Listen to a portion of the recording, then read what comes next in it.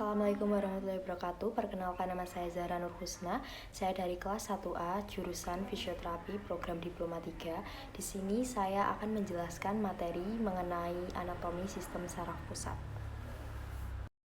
Mengenal sistem saraf manusia, sistem saraf adalah kumpulan jaringan yang berfungsi untuk mengkoordinasi seluruh aktivitas tubuh. Di antaranya adalah berjalan, berbicara, menelan, berpikir, merespon keadaan darurat, dan mengingat. Sistem saraf manusia bekerja dengan menerima informasi atau rangsangan dari tubuh serta lingkungan luar. Lalu informasi tersebut akan diproses untuk mengirimkan instruksi ke seluruh tubuh serta memicu reaksi seperti menggerakkan otot, bernafas, merasakan sakit, dan lain sebagainya. Sistem saraf pusat merupakan suatu sistem yang berfungsi untuk menerima dan menerjemahkan informasi atau rangsangan dari sel-sel saraf tepi yang tersebar di seluruh bagian tubuh. Adapun bagian tubuh manusia yang termasuk dalam sistem saraf pusat adalah sebagai berikut. Otak, yaitu organ tubuh yang berfungsi sebagai pusat kontrol tubuh.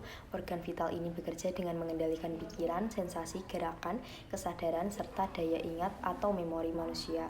Otak terdiri dari otak besar, otak kecil, batang otak, dan bagian-bagian kecil lainnya. Dilindungi oleh tulang, tengkorak, dan selaput otak.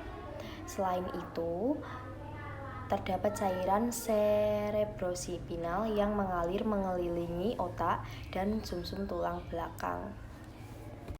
Sumsum tulang belakang yaitu bagian tubuh yang terdiri dari sekumpulan serabut saraf dan berfungsi untuk menghubungkan otak dengan bagian tubuh lain melalui batang otak. Sumsum tulang belakang berperan dalam mengirimkan sinyal dari otak ke bagian tubuh lainnya dan juga sebaliknya.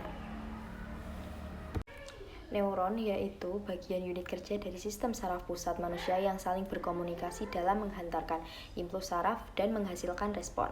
Setiap neuron terdiri dari 3 bagian dasar, yaitu bagian sel, dendrit, dan akson. Fungsi sistem saraf manusia. Fungsi utama sistem saraf adalah untuk mengatur dan mengendalikan semua aktivitas tubuh agar dapat bekerja secara optimal.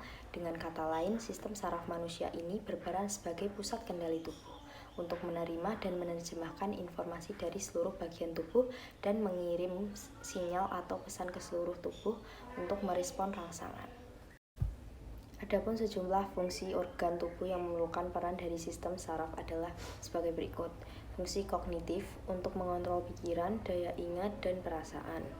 Fungsi motorik untuk mengendalikan gerakan tubuh seperti koordinasi dan keseimbangan tubuh.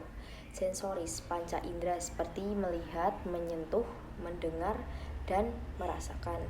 Fungsi sistem kardiovaskuler dan pernafasan seperti detak jantung dan laju pernafasan. Macam-macam penyakit pada sistem saraf manusia. 1. Penyakit Parkinson. Penyakit Parkinson adalah salah satu gangguan sistem saraf yang terjadi karena sel-sel saraf dalam substansia nigra tidak mampu menghasilkan hormon dopamine yang cukup. Yang kedua, penyakit Alzheimer. Penyakit Alzheimer merupakan penyakit neurodegeneratif atau proses penuaan di otak yang dapat memengaruhi kemampuan fungsi kognitif seperti penurunan daya ingat hingga perubahan perilaku. Yang ketiga, ada epilepsi. Epilepsi adalah gangguan yang terjadi karena terdapat letusan aktivitas listrik di otak yang berlebihan. Kondisi ini dapat menyebabkan beritanya mengalami kejang berulang tanpa penyebab yang jelas. Sekian penyampaian materi sistem saraf pusat dari saya. Assalamualaikum warahmatullahi wabarakatuh.